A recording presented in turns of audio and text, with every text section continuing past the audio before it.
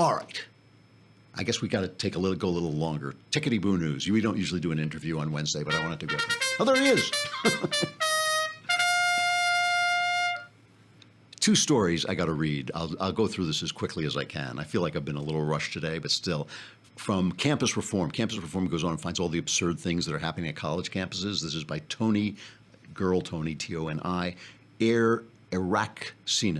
Araksinen at Campus Reform.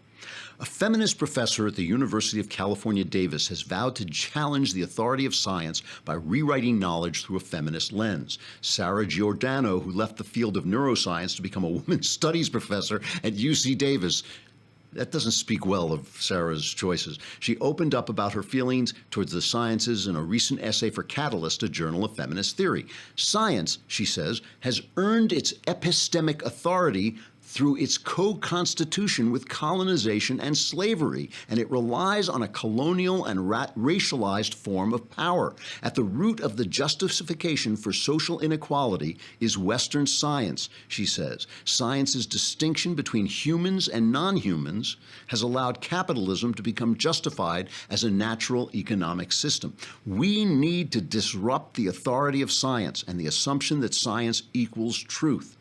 This can be done by implementing a feminist science practice that explicitly unsticks science from truth. What? Yeah, feminist science will unstick science from truth. Now, I want to add that to this from Fox News, okay? A math education professor at the University of Illinois says the ability to solve geometry and algebra problems and teaching such subjects perpetuates white privilege. Rochelle, I love feminists. What would we do for laughs without feminists? Rochelle Gutierrez laid out her views on the subject in an article for a newly published anthology for math educators titled Building Support for Scholarly Practices in Mathematics Methods. School mathematics curricula emphasizing terms like Pythagorean theorem and pi perpetuate a perception that mathematics was largely developed by Greeks and other Europeans. She also, on many levels, mathematics itself operates as whiteness. Who gets credit for doing and developing mathematics? Who is capable in mathematics? And who is seen as part of the mathematical community is generally viewed as white. So I love it. I love it. Now, why do I call this Tickety-Boo news? Tickety-Boo news is my way of saying that you have to read the news.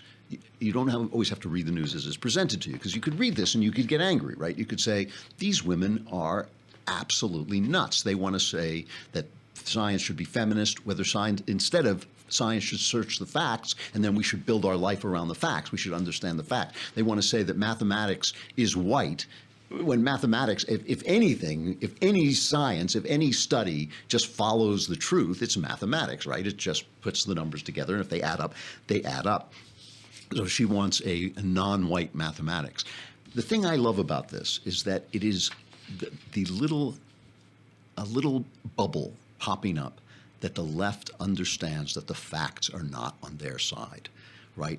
Why would you have to attack science if science was going to back you up?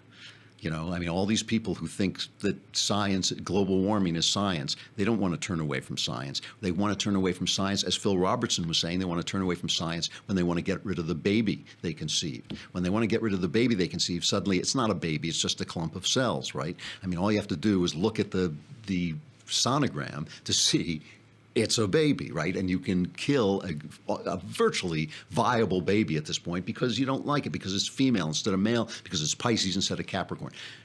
They are beginning to realize that the facts don't back them up. They don't back up feminism in their idea that women and men are the same. They don't back up, the abortionists in their idea that babies are not babies.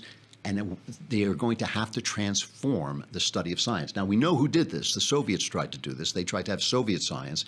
Didn't work out so well. This is, I swear, I believe this is the beginning of the end. All I hear from them is that we have to transform the method of finding the truth so that the truth follows us. But the truth, it has a way, it's very stubborn, and it has a way of coming back and getting you. I just want to add, by the way, that PragerU, our friends over at Prager University, and I've done a Prager University video, and our company, Forward Publishing, used to help. I don't know if they still do them, but they still do them sometimes, I think.